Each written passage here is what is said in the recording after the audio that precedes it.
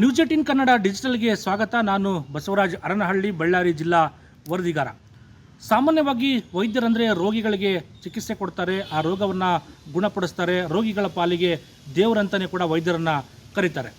ಆದರೆ ಇಷ್ಟಕ್ಕೆ ಮಾತ್ರ ವೈದ್ಯರು ಸೀಮಿತವಾಗಿಲ್ಲ. ಆದರೆ ಬಳ್ಳಾರಿಯಲ್ಲಿ ವೈದ್ಯ ದಂಪತಿಗಳ ಒಂದು ಏನು ಪ್ರಯತ್ನ ಇದೆ ಅದು ನಿಜಕ್ಕೂ ಮೆಚ್ಚುಗೆ ಕೂಡ ಕಾರಣ ಆಗಿರ್ತಕ್ಕಂಥದ್ದು.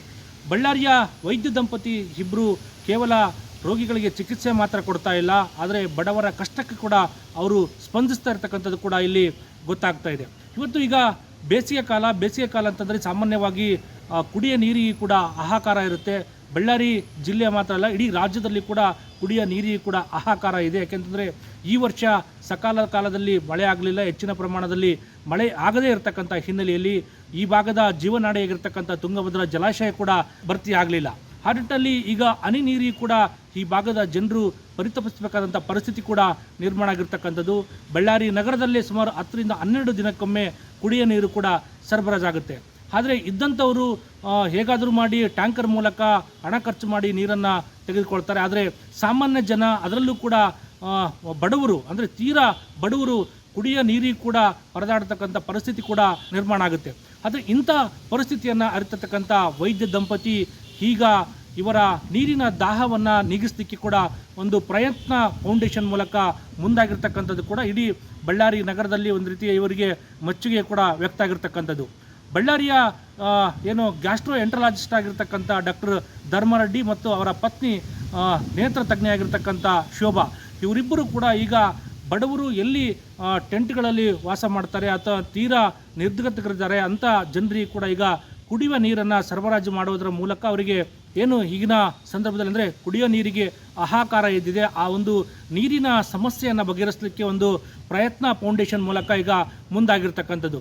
ಡಾಕ್ಟರ್ ಧರ್ಮರೆಡ್ಡಿ ಮತ್ತು ಅವರ ಪತ್ನಿಯಾಗಿರ್ತಕ್ಕಂಥ ಶೋಭಾ, ಅಂದರೆ ಇವರು ಪ್ರತಿನಿತ್ಯ ಬಳ್ಳಾರಿ ನಗರದಲ್ಲಿ ಎಲ್ಲೆಲ್ಲಿ ಸ್ಲಮ್ಗಳಿದ್ದಾವೆ, ಎಲ್ಲೆಲ್ಲಿ ಕೂಡ ಜನರು ಟೆಂಟ್ಗಳಲ್ಲಿ ವಾಸ ಮಾಡ್ತಾರೆ, ಎಲ್ಲಿ ಜನರು ತೀರಾ ನೀರಿಗಾಗಿ ಒಂದು ಸಂಕಷ್ಟವನ್ನು ಎದುರಿಸ್ತಕ್ಕಂಥ ಪರಿಸ್ಥಿತಿ ಎದುರಿಸ್ತಾ ಇದ್ದಾರೆ, ಅಂಥ ಜನರಿಗೆ ಟ್ಯಾಂಕರ್ ಮೂಲಕ ನೀರನ್ನು ಕೂಡ ಸರಬರಾಜು ಮಾಡ್ತಕ್ಕಂಥ ಪ್ರಯತ್ನಕ್ಕೆ ಮುಂದಾಗಿರ್ತಕ್ಕಂಥದ್ದು. ಈಗಾಗಲೇ ಕಳೆದ 10-15 ದಿನಗಳಿಂದ ಕೂಡ ಇವರು ಈ ರೀತಿಯ ಜನರಿಗೆ, ಅಂದರೆ ಎಲ್ಲಿ ಬಡವರಿದ್ದಾರೆ, ಎಲ್ಲಿ ಟೆಂಟ್ಗಳಲ್ಲಿ ವಾಸ ಮಾಡ್ತಾ ಇದ್ದಾರೆ, ಎಲ್ಲಿ ಅಲೆಮಾರಿ ಜನಾಂಗ ಸುತ್ತಮುತ್ತ ರಸ್ತೆ ಬದಿಯಲ್ಲಿ ವಾಸ ಮಾಡ್ತಾರೆ, ಅಂಥವರಿಗೆ ಕುಡಿಯ ನೀರನ್ನು ಸರಬರಾಜು ಮಾಡಲಿಕ್ಕೆ ಕೂಡ ಈಗ ಮುಂದಾಗಿರ್ತಕ್ಕಂಥದ್ದು. ಪ್ರತಿನಿತ್ಯ 6 ರಿಂದ 7 ಟ್ಯಾಂಕರ್ ಮೂಲಕ ಇವರು ಕುಡಿಯ ನೀರನ್ನು ಕೂಡ ಅವರಿಗೆ ಪೂರೈಕೆ ಮಾಡ್ತಾರೆ.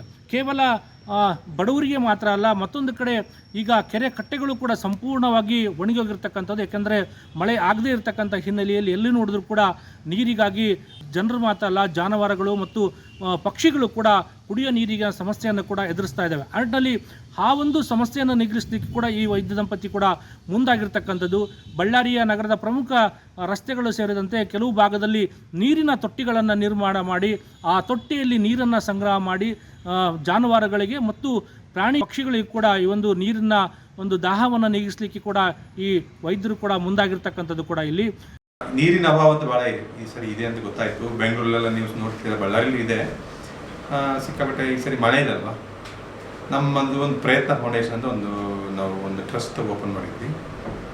ಏನಾದ್ರು ಮಾಡೋಣ ಅಂದರೆ ಜನಗಳಿಗೆ ಮಾಡೋಣ ಅಂತ ಇತ್ತು. ಅದಕ್ಕೆ ಈಗ ನೀರಿನ ಅಭಾವ ಇರೋದ ಕಾರಣದಿಂದ ನಾವು ನೀರು ಕೊಡೋಣ ಅಂದ್ಕೊಂಡ್ವಿ. ಯಾಕಂದರೆ ನಾನು ಸ್ವಲ್ಪ ಆ ಕಡೆ ನಾನು ಅದೇ ಡ್ರೀಮ್ ವರ್ಲ್ಡ್ ಸ್ಕೂಲ್ಗೆ ಹೋಗ್ಬೇಕಾದ್ರೆ ಮಗನ ಬೆಳಕ್ಕೆ ಹೋಗ್ತೀವಲ್ಲ, ಅಲ್ಲೆಲ್ಲ ನೋಡ್ತಾ ಇದ್ದೆ ನಾನು.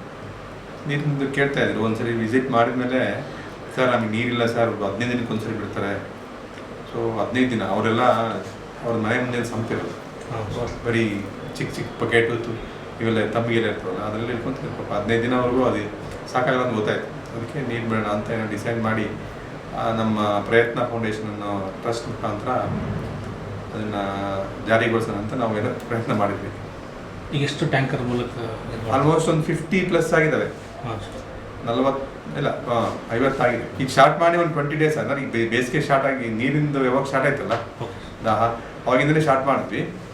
ಅದು ಫಸ್ಟ್ ನಾವು ಟ್ಯಾಂಕರ್ ಹುಡ್ಕೋದೇ ಭಾಳ ಕಷ್ಟ. ಎಷ್ಟು ಟ್ಯಾಂಕರ್ ಡೈಲಿ? ದಿನ 3 ರಿಂದ 4 ಆಗ್ತದೆ. ಏನಕ್ಕೆ ಅಲ್ಲಿ ಹೋಗಿ ನಾವು ಒಂದೇ ಸರಿ ಯಾಕೆ ಬರೋಕ್ಕಾಗಲ್ಲ, ಪ್ರತಿಯೊಂದು ಇದಕ್ಕೂ ಬಿಡ್ಬೇಕಲ್ವಾ. ಒಂದ್ಸರಿ ಹೋದರೆ ಒಂದು ಏರಿಯಾಗೆ ಆಲ್ಮೋಸ್ಟ್ ಒಂದು 3-4 ಅವರ್ಸ್ ಆಗುತ್ತೆ. ಪ್ರತಿಯೊಂದು ತಮ್ಮಿಗೆ ಬಿಟ್ಟು ಸ್ಲೋ ಆಗಿ ಬಿಡ್ಬೇಕಲ್ಲ, ನೀರು ಎಷ್ಟಾಗುತ್ತೆ, ಇಷ್ಟೊಂದು ಜನ ನಿಂತಿರ್ತಾರಲ್ವ. ಬೇರೆ ಆದರೆ ಒಂದು ದೊಡ್ಡ ಸಂಪಿಗೆ ಒಂದು ಅರ್ಧ ಟ್ಯಾಂಕ್ ಖಾಲಿ ಮಾಡ್ಬೋದು, ಬೇಗ ಆಗುತ್ತೆ, ಇದಾಗಲ್ಲ ಅಂತ ಅದಕ್ಕೆ ಅದು ಟೈಮ್ ತೊಗೊತಾ ಇದೆ. 3 to 4 ಟ್ಯಾಂಕ್ಸ್ ಆಗುತ್ತೆ ದಿನ. ಬಟ್ ಅದ್ರ ಜೊತೆಗೆ ನೀರಿನ ತೊಟ್ಟಿಗಳು ಮಾಡಿದ್ದಾರೆ. ಹೌದು, ಈಗ ಹಸುಗಳಿಗೆ ನೀರಿಲ್ಲ ಅಂತ ಗೊತ್ತಾಗಿತ್ತು. ಯಾಕಂದ್ರೆ ಈಗ ಅವಾಗ ಸ್ವಲ್ಪ ಮಳೆ ಬಂದಾಗ ಅಲ್ಲೆಲ್ಲ ನೀರು ನಿಲ್ತಾ ಇತ್ತು, ಎಲ್ಲರೂ ಕುಡಿತಾ ಇದ್ದದ್ದು. ಈಗ ನೀರು ಇಲ್ಲ ಎಲ್ಲೂ. ಸೊ ಅದೊಂದು ಐಡಿಯಾ ಬಂತು ನಮಗೆ. ನಾವು ಈ ಸಮ್ಮರಲ್ಲಿ ನಾವು ನೀರಿಂದ ಏನಾದ್ರು ವ್ಯವಸ್ಥೆ ಮಾಡೋಣ ಅಂತ ಹೇಳ್ಬಿಟ್ಟು ಜನಗಳಿಗಾಗಲಿ ಈ ನಮ್ಮ ಹಸುಗಳಿಗಾಗಲಿ ಮಾಡೋಣ ಅಂದ್ಕೊಂಡು ಎರಡು ಮಾಡಿದ್ರೆ ಒಳ್ಳೆಯದಿಲ್ಲ ಅಂತ ಅದೊಂದು ಪ್ರಯತ್ನ ಮಾಡಿದ್ವಿ. ಅದು ಪಾಪ ಭಾಳ ಹೆಲ್ಪ್ ಆಗ್ತದೆ. ಈಗ ಮೇಡಮ್ ಕೂಡ ಡಾಕ್ಟರ್ ಇದ್ದಾರೆ ಸರ್. ಹೌದು, ಹೆಲ್ತ್ ಕ್ಯಾಂಪ್ಗಳೆಲ್ಲ ಮಾಡ್ತಾ ಇದ್ರು. ಅವರು ಹೆಲ್ತ್ ಕ್ಯಾಂಪ್, ಅವರು ಡಾಕ್ಟರ್ ವಿಜಯ ನಾಗರಾಜ್ ಅಂತ ಇದಾರಲ್ಲ, ಅವ್ರದ್ದು ಹೆಲ್ತ್ ಕ್ಯಾಂಪಲ್ಲಿ ಅವರೆಲ್ಲ ಮೇಡಮ್ ಎಲ್ಲ ಹೋಗ್ತಾರೆ, ಅವ್ರದ್ದೆಲ್ಲ ಆಪ್ರೇಟ್ ಎಲ್ಲ ಮಾಡ್ತಾರೆ. ನಾನು ಹೆಲ್ತ್ ಕ್ಯಾಂಪ್ ಎಲ್ಲ ಮಾಡಿದ್ದೀನಿ ಮೊದಲು. ಅದೇ. ಸೊ ಅವಾಗೆಲ್ಲ ಸ್ಲಮ್ ಏರಿಯಾಗೆ ಹೋಗ್ಬಿಟ್ಟು ಹೆಲ್ತ್ ಕ್ಯಾಂಪ್ ಎಲ್ಲ ಮಾಡಿದ್ದೆ. ಈ ಸರಿ ಆಗಿಲ್ಲ, ಈ ಸರಿ ಅಟ್ಲೀಸ್ಟ್ ಏನಾದ್ರು ಹಿಂಗೆ ನಮ್ದು ಪ್ರಯತ್ನ ಫೌಂಡೇಶನ್ ಒಂದೊಂದೇ ಮಾಡ್ತಾ ಹೋಗೋಣ ಅಂತ ಅನ್ಕೊಂಡಿದೀವಿ ನಾವು. ಹೇಳಮ್ಮ, ನೀರು ಯಾರು ಕೊಟ್ರಿ? ಹಲೋ, ಧರ್ಮರೆಡ್ಡಿ ಸಾರು ನೀರು ಬಿಡಾಕತ್ತಾರ. ಜೋಪಡಿಗೆ ನೀರು ಏನಿದ್ದಿದ್ದಿಲ್ಲ ಸರ್. ಒಂದು 2 ತಿಂಗಳಾಯ್ತು ಬಿಡಾಕತ್ತಾರ. ಫೋನ್ ನಂಬರ್ ಕೊಟ್ಟು ಹೋಗ್ಯಾರ. ಅದೇ ಫೋನ್ ನಂಬರ್ಲಿಂತ ದಿನ ಸಹಾಯ ಮಾಡಕತ್ತಾರ. ಅಲ್ಲಿ ಬೋರಿಂಗ್ಗೆ ಟ್ಯಾಂಗ್ಗೆ ಹೋಗಿ ತೆಗೆದು ಬರ್ತಿದ್ದು ಫೋನ್ ನಂಬರ್ಗೆ ದಿನ ಮಾಡಕತ್ತಾರ, ತರಕತ್ತಾರ. ಈಗ ರಂಜಾನ್ ಹಬ್ಬ ಬಂದೈತಿ, ಸಹಾಯ ಮಾಡಕತ್ತಾರ ಸರ್. ನೀರು ಮುಂಚೆ ಭಾಳ ಪ್ರಾಬ್ಲಮ್ ಇತ್ತಾ? ಹ್ಞೂ ಸರ್, ಭಾಳ ಪ್ರಾಬ್ಲಮ್ ಇತ್ತು. ಅಲ್ಲಿ 2 ಕೊಡ ತರಬೇಕು, ತುಂಬಬೇಕು. 15 ದಿವಸಕ್ಕೆ ಒಂದು ಸಲ ನೀರು. ಅದೇ ಕುಡಿಯಾಗ ಬಳಸಾಗಂದ್ರೆ ಅಲ್ಲಿ ಹೋಗ್ಬೇಕು, ತರಬೇಕು. ಈಗ ನೀರು ಬಿಡ್ತಾರೆ? ನೀರು ಬಿಡಾಕತ್ತಾರ ಸರ್. ಈಗ 1.5 ತಿಂಗಳಾಯಿತು. ಯಾವಾಗ ಫೋನ್ ಮಾಡಿದ್ರೆ ಈಗ ಬರ್ತಾರ. ಒಂದೇ ಅರ್ಧ ತಾಸಿಗೆ ಬರ್ತಾರ. ಎಲ್ಲ ಜೋಪಡಿಗೆ ಒಳ್ಳೆ ನೀರು, ಒಳ್ಳೆ ನೀರು ಸರ್. ಒಳ್ಳೆ ನೀರು ಕುಡಿಯಾಗೂ ಬರ್ತಾವ, ಬಳಸಾಗೂ ಬರ್ತಾವ. ಚೆನ್ನಾಗಿ ಬರಾಕತ್ತಾವ. ಇವತ್ತು ಪ್ರಯತ್ನ ಫೌಂಡೇಶನಿಂದ ಇಲ್ಲಿ ಗುಡಿಸಲುಗಳಿಗೆ ನೀರಿನ ಸರಬರಾಜು ಮಾಡ್ತಾ ಇದ್ದೀವಿ. ಇಲ್ಲಿ ಬೇಸಿಗೆ ಕಾಲದಲ್ಲಿ ಬಳ್ಳಾರಿಯಲ್ಲಿ ಹಾಹಾಕಾರ ಜಾಸ್ತಿ ಆಗಿದೆ.